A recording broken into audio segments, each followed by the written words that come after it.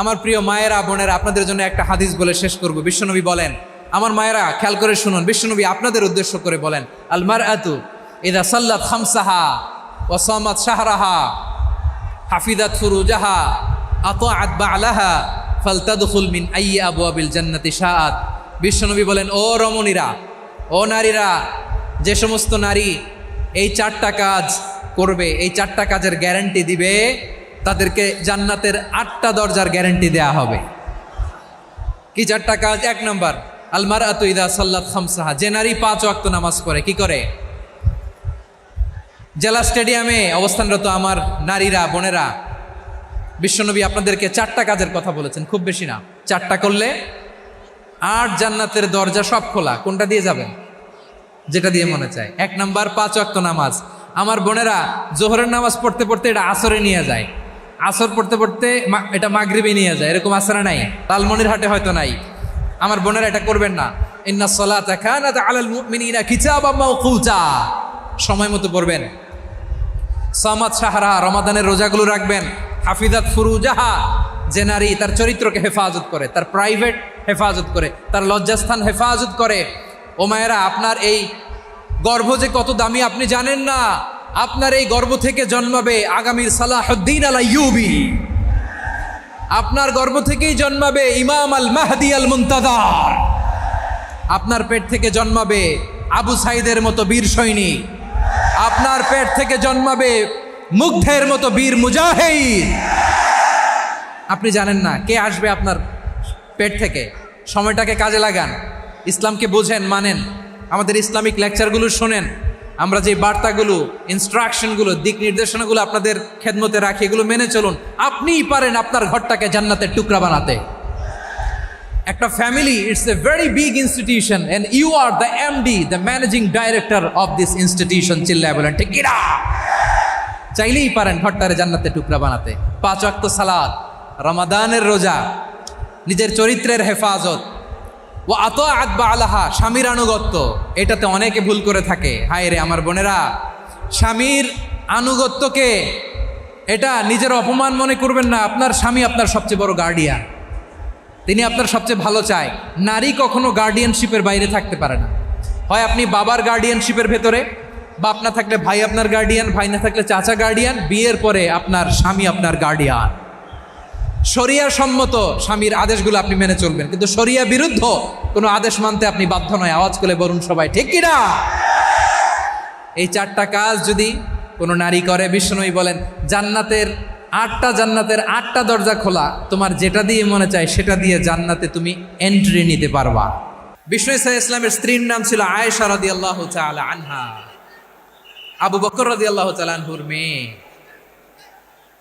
আবু বকর রাদিয়াল্লাহু তাআলা আনহুর আরেক মেয়ের নাম হচ্ছে আসমা। কি নাম? দুজনই আবু বকর রাদিয়াল্লাহু তাআলা আনহুর মেয়ে, আসমা আর আয়েশা। নাম দুইটা কেমন লাগে? আসমা নামটা কেমন লাগে? আয়েশা নামটা কেমন লাগে? সবার ভালো লাগে নাই? নাম দুটো আপনাদের ভালো লাগে? লালমনিরহাটে অনাগত যদি কন্যা সন্তান হয়, যদি মনে চায় আসমা রেখে দিতে পারবেন, যদি মনে চায় আয়েশা রেখে দিয়েন। দেশে বিদেশে, এয়ারপোর্টে, রাস্তাঘাটে শুধু বলে হুজুর একটা নাম দেন, আমার ছেলের একটা নাম দেন, মেয়ের একটা নাম দেন। তো আমার মনে আছে যশোরের আবদিনের মাহফিলে আমি 1-2টা নাম দিয়েছিলাম। আজকে লালমনিরহাটের এই প্রোগ্রামে কন্যা সন্তান যদি হয় 2টা নাম দিলাম, আসমা কিংবা আয়েশা। ইনশাআল্লাহ পড়েন। দুজন বোন, এক মায়ের না, বাবা এক, মা দুজন। আয়েশা রাদিয়াল্লাহু তাআলা আনহার মায়ের নাম উম্মে রুমান, আর আসমা রাদিয়াল্লাহু তাআলা আনহার মায়ের নাম কুতাইলা বিনতে আব্দুল উজ্জা। আবু বকর রাদিয়াল্লাহু তাআলা আনহু 4টা বিয়ে করেছিলেন। তো একই ঘটনা ঘটেছে এই ফ্যামিলিতে। আসমা ইসলাম ধর্ম গ্রহণ করে মুসলিমা, কিন্তু তার মা কুতাইলা মুশরিকা। আই রিপিট, বোঝার জন্য আমি আবারও বলি, আসমা রাদিয়াল্লাহু তাআলা আনহা মুসলিমা, আর আসমার মা কুতাইলা। আওয়াজ করে বুঝে থাকলে বলেন, আসমার মা মুশরিকা। তার মানে মেয়ে মুসলিম, মা অমুসলিম। ভেজাল আছে না নাই? কিন্তু কুতাইলা আর ধৈর্য ধারণ করতে পারে না। নার ছেড়া ধন, কলিজার টুকরা ধন, কলিজার টুকরা সন্তান আসমারে দেখতে বড্ড মন চায়। সাইয়েদনা আসমা রাদিয়াল্লাহু তাআলা আনহা মক্কা থেকে হিজরত করে মদিনায় চলে গেলেন হুদাইবিয়ার পর। যখন মক্কা মদিনার ট্রাফিক স্বাভাবিক হলো, মক্কার লোক মদিনায় যায়, মদিনার লোক মক্কায় আসে।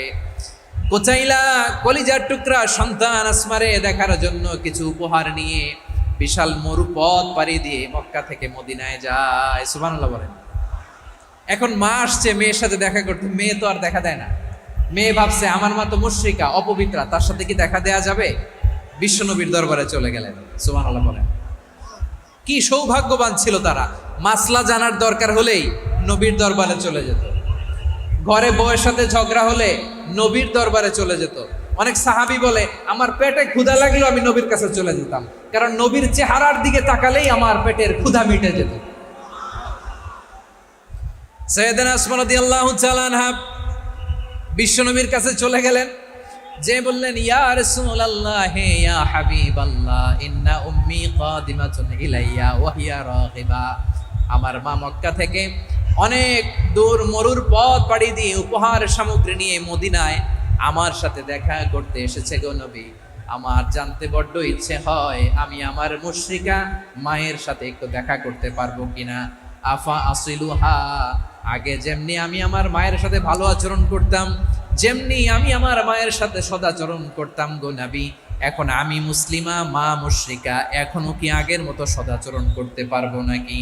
বিশ্বনবী বললেন নাম সিলিহা, হ্যাঁ রে আসমা, অবশ্যই অবশ্যই, আগে ঠিক যেমন তুমি তোমার মায়ের সাথে ভালো আচরণ করতে এখনো তেমনি আগের মতো ভালো আচরণ করবা। আওয়াজ করে পড়েন সুবহানাল্লাহ। কি ইসলাম আমরা পেয়েছি, কত ব্রড মাইন্ডেড আমাদের ইসলাম, কত ওপেন মাইন্ডেড ইসলাম, কত ওপেন আপ করতে পারে, চিন্তা করতে পারে। বিষ্ণু বললেন হ্যাঁ অবশ্যই, নাম সুলিহা, আগে যেমনি ভালো আচরণ করছো আসমা এখন ওইরকমই করো, পারলে আরো বাড়াই করো। সুবহানাল্লাহ বলেন। তাহলে আমার যে হিন্দু ভাইয়েরা হিন্দু বোনেরা ইমানের বদৌলতে দৌলতে আপনি ধন্য হয়েছেন, আপনার আম্মা আব্বা এখন মুসলমান হয় নাই, তাদের জন্য দোয়া করেন, তাদের জন্য দোয়া করেন, আল্লাহ যেন তাদেরকেও ইমানের দৌলত দান করে। আমরা সবাই পড়ি আমিন, আরো জোরে পড়েন আমিন। এখন বলেন ইসলাম কি ন্যারো মাইন্ডেড রিলিজিয়ান না ব্রড মাইন্ডেড? লালমনিরহাটের যুবক ভাইরা আওয়াজ করো, ইসলাম কি ন্যারো মাইন্ডেড না ব্রড মাইন্ডেড? কতটা ব্রড মাইন্ডেড দেখেন। বিশ্বনবী সাল্লাল্লাহু আলাইহি সাল্লাম অমুসলিমরা যদি নবীকে উপহার দিত ওই উপহারও বিশ্বনবী গ্রহণ করতেন। সুবহানাল্লাহ পড়েন। আপনার অমুসলিম বন্ধু যদি উপহার দেয় সেটাও আপনি নিতে পারবেন, যেটা নেওয়া জায়েজ। কিন্তু আপনার বন্ধু যদি আপনার মদের বোতল দেয় নিতে পারবেন? হ্যাঁ, মদের বোতল দিলে পারবেন। আপনার বন্ধু যদি আপনার পর্ক দেয়, পর্ক শুকরের গোশত মিশ্রিত কোনো খাবার, ওটা নিতে পারবেন না। হালাল যে কোনো জিনিস নিতে পারবেন। বিশ্বনবী সাল্লাল্লাহু আলাইহি ওয়াসাল্লাম অমুসলিমদের দেয়া হাদিয়া গ্রহণ করতেন। কেমন নবী ছিলেন, আমার নবীরে চিনে নেন, আমার নবীর অ্যাটিটিউড জেনে নেন। বিশ্বনবী সাল্লাল্লাহু আলাইহি ওয়াসাল্লাম যখন কোনো জনপদে যেতেন 3টা অপশন নিয়ে যেতেন।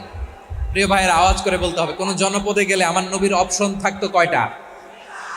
আমার মতো 3 আঙ্গুল উঁচু করে দেখান আর বলুন আমার নবী কোনো জনপদে গেলে কয়টা অপশন নিয়ে যেতেন? 1 নাম্বার অপশন আসলিম তাসলাম। নতুন এলাকায় গেলে বলতেন আসলিম তাসলাম, ইসলাম ধর্ম গ্রহণ করো, শান্তিতে থাকবা, আমার ভাই হয়ে যাবো, আমরা ভাই ভাই, ইসলাম মানো, আমরা ভাই ভাই। অপশন নাম্বার কত? 1। যদি বলে না ইসলাম মানবো না, ওকে, অপশন নাম্বার 2, মুসলিম হওয়ার দরকার নাই, লা ইকরাহা ফিদ্দিন, ইসলামে কোনো বাড়াবাড়ি নাই। খ্রিস্টান আছো থাকো, বৌদ্ধ আছো থাকো, ইহুদি থাকতে চাও থাকো, কিন্তু আমরা যেহেতু রিজিওনাল সুপার পাওয়ার, আমাদের আন্ডারে থাকো, ট্যাক্স দিয়া থাকো, এটার বলে জিজিয়া। আলেম যারা আছেন বুঝবেন এটার আরবিতে কি বলে, জিজিয়া। You pay us the tax, we will give you the security. তোমরা ট্যাক্স দিবা, আমরা সিকিউরিটি দিব। ইসলাম মানো, শান্তিতে থাকবা, ভাই ভাই, আমরা ভাই ভাই। অপশন নাম্বার 2, ট্যাক্স দাও, আমরা নিরাপত্তা দিব, মুসলিম হওয়া লাগবে না। এখন 1 নাম্বারও মানে না, 2 নাম্বারও মানে না, মুসলিম হবো না, ভালো খ্রিস্টান থাকো, ট্যাক্স দাও, আমরা সিকিউরিটি দিব না, এটাও মানি না। বিষ্ণু বলেন, তাহলে তলোয়ার আমাদের আর তোমাদের মাঝে ফায়সালা করবে। মুসলিমও হবে না, ট্যাক্স দিবা, নিরাপত্তা দিব, আমরা সুপার পাওয়ার, আমাদের আন্ডারে থাকবে, এইটাও না। তাহলে তোমাদেরকে তো আমরা বিশ্বাস করতে পারি না, কখন না কখন বিশ্বাসঘাতকতা করো, কার সাথে মিলে হাত মিলাও, তলোয়ার আমাদের মাঝে ফায়সালা করবে। তখন তিনি জেহাদের সশস্ত্র সংগ্রামের ঘোষণা দিতেন। সুবহানাল্লাহ পড়েন। দেখেন, পশ্চিমারা জেহাদকে এইভাবে চিত্রায়িত করে না। ওরা জেহাদ বলতে বুঝায় তলোয়ার, হাত কাটো, গলা কাটো না। জেহাদ সশস্ত্র সংগ্রাম 3 নম্বরে। অধিকাংশ ক্ষেত্রেই বিশ্বনবীর সুন্দর আচরণ দেখে, আরে আমার নবীর যে নুরানি চেহারা, অনেকে তো কেবল সিরেফ চেহারাটা দেখেই কালিমা পড়ে মুসলমান হয়ে গিয়েছে। যারা মুসলিম হয় নাই তারা তাদের ইসলামেই বলবৎ ছিল, ট্যাক্স দিয়ে ইসলামের আন্ডারে ছিল। যারা এটাও মানে নাই ওইটাও মানে নাই, তাদের বিরুদ্ধে জেহাদ।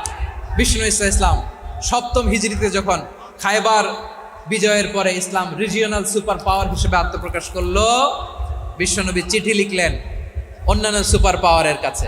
রাষ্ট্রীয় চিঠি লেখে এক রাষ্ট্রপ্রধান আরেক রাষ্ট্রপ্রধানের কাছে। ঠিক কিনা বলেন?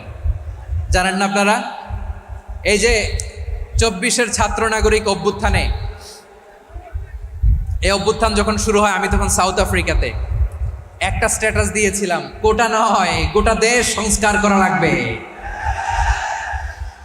শুধু বাংলাদেশ নয়, সারা বিশ্বের বাংলা ভাষাভাষী লোকেরা এই আন্দোলনের সাথে সমর্থন তারা করেছে, এটাকে সাপোর্ট করেছে, তারা সমর্থন দিয়েছে।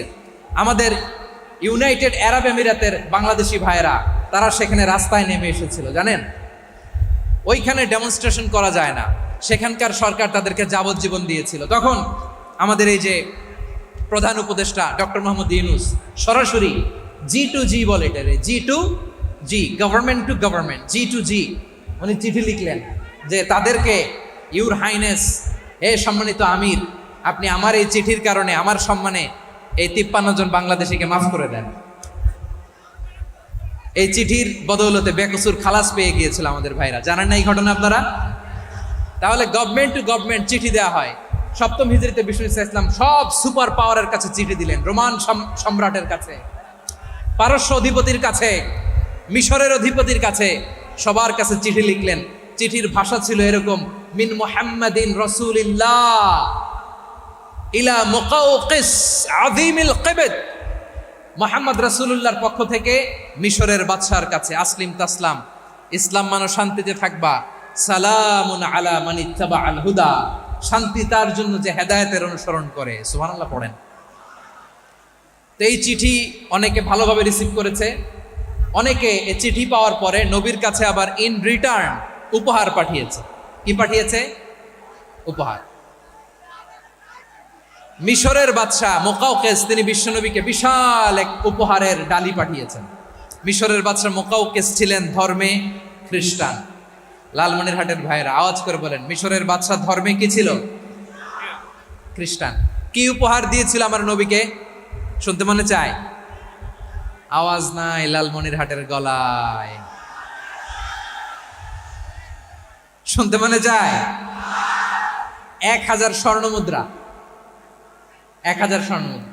2টা খ্রিস্টান দাসী, একজনের নাম মারিয়া বিনতে শামউন আল কিবতিয়া, আরেকজনের নাম সিরিন বিনতে শামউন আল কিবতিয়া। একজন খ্রিস্টান দাস 20 থান কাপড় জামা বানানোর জন্য, আমরা নবী যেন সেলাই করে জামা বানাতে পারে, এজন্য 20 থান কাপড়, 20 থান ফাইন গার্মেন্ট। সুবহানাল্লাহ পড়বেন না? এরপরে একটা গাধা, যেটার নাম ছিল উফাইর, আর একটা খচ্চর, এটার নাম ছিল দুলদুল। খচ্চর চিনেন? গাধা আর ঘোড়ার ক্রসিং এ যে প্রাণীটা দুনিয়াতে আসে, ওটার খচ্চর বলে। তো এই যে সুপার পাওয়ার খ্রিস্টান বাদশার কাছে নবী চিঠি লিখলেন, ওই খ্রিস্টান বাদশা আমার নবীকে উপহার দিল। বিশ্বনবী এই উপহারগুলো সানন্দে গ্রহণ করেছে। সুবহানাল্লাহ পড়বেন না? তাহলে অমুসলিম কেউ যদি আপনাকে উপহার দেয়, হালাল উপহার হলে আপনি গ্রহণ করতে পারবেন।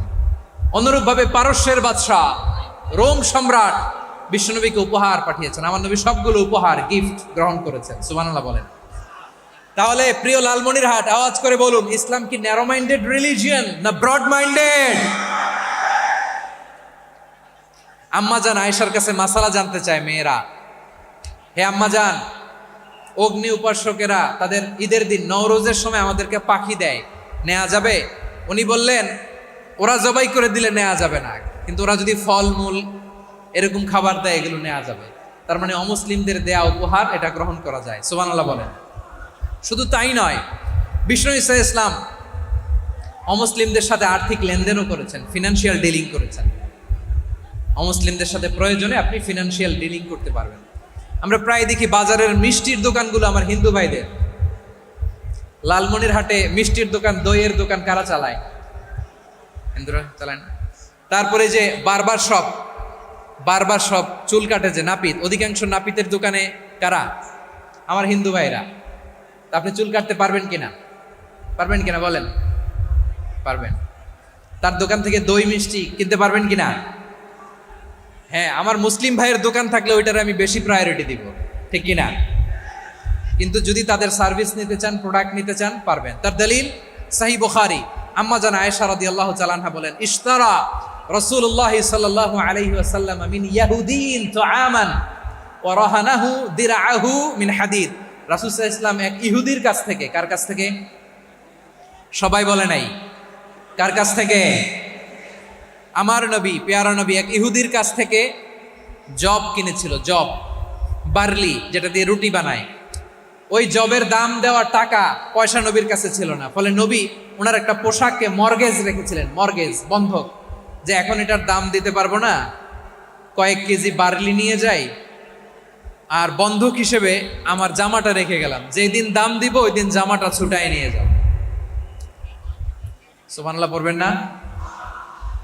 বাকিতে নিছিলেন, বাকিতে। দিরআহু মিন হাদিদ, লোহার তৈরি বর্ম, মানে যুদ্ধের পোশাক, লোহা দিয়ে বানানো। বিষ্ণুনবী বললেন কয়েক কেজি জব দাও, টাকাটা পরে দিব, এখন টাকা নাই, বন্ধক হিসেবে, মর্গেজ হিসেবে আমার জামা রেখে গেলাম, যখন টাকা দিব জামা ছুটাই নিব। আওয়াজ করে বলতে হবে সুবহানাল্লাহ। এ থেকে বোঝা গেল অমুসলিমদের সাথে ফিনান্সিয়াল ডিলিং করা যায়, অর্থনৈতিক লেনদেন করা যায়, কেনাবেচা করা যায়, প্রোডাক্ট কেনা যায়। এমনকি আমাদের মসজিদে নববীতে বারান্দায় আপনারা একটা অটোমেটিক ফ্লাইং আমব্রেলা দেখছেন? সূর্য যখন বাড়ে মসজিদে নববীর বারান্দায় ইয়ার্ডের মধ্যে অটোমেটিক্যালি কিছু আমব্রেলা আছে, সাঁ করে খুলে যায়, আর সূর্যের তাপ লাগে না। আবার সন্ধ্যাবেলায় এই আমব্রেলাগুলো ওরা ক্লোজ করে ফেলে, দেখেন নাই না? দেখছেন? এই মসজিদে নববীকে সর্বোচ্চ উন্নত মানের কনস্ট্রাকশন ইনফ্রাস্ট্রাকচারে ডেভেলপ করার জন্য কর্তৃপক্ষ কিছু অমুসলিম ইঞ্জিনিয়ারের, ডিজাইনারের সহায়তা নিয়েছিল। সুবহানাল্লাহ বলেন। কোন দলিলের ভিত্তিতে? এই দলিলের ভিত্তিতে যে বিষ্ণু ঈসা ইসলাম অমুসলিমদের সাথেও লেনদেন করেছেন। আওয়াজ করে বলতে হবে আল্লাহু আকবার। শুধু তাই নয়, ইন কেস অফ ইমার্জেন্সি, প্রয়োজনে ইসলামের খাতিরে, ইসলামকে সামনের দিকে এগিয়ে নিয়ে যাওয়ার জন্য অমুসলিমদের সাপোর্ট নেওয়া জায়েজ আছে। সুবহানাল্লাহ বলেন। অমুসলিমদের সাপোর্ট নেয়া, তাদের থেকে অর্থ নেয়া, পলিটিক্যাল সাপোর্ট, পলিটিক্যাল অ্যাসাইলাম নেওয়া জায়েজ আছে। আমাদের অনেক বিশ্ববরেণ্য দায়ীরা আমেরিকায় অস্থায়ীভাবে অ্যাসাইলাম নিয়ে থাকে, নিজের দেশে গেলে ফাঁসিতে ঝুলাই দিবে। যুগ যুগ ধরে দায়ীদের উপরে এরকম অত্যাচার আর নির্যাতন আছে না নাই? মিশরের অনেক দায়ীরা পাশ্চাত্যে যেয়ে থাকে, এই যে তারা পলিটিক্যাল অ্যাসাইলাম নিয়ে থাকে, রাজনৈতিক আশ্রয়ে, এটা জায়েজ আছে না? এটা যে জায়েজ আছে তার প্রমাণ স্বয়ং বিশ্বনবী সাল্লাল্লাহু আলাইহি ওয়াসাল্লাম পলিটিক্যাল সাপোর্ট নিয়েছিলেন অমুসলিমদের কাছ থেকে। সুবহানাল্লাহ বলেন।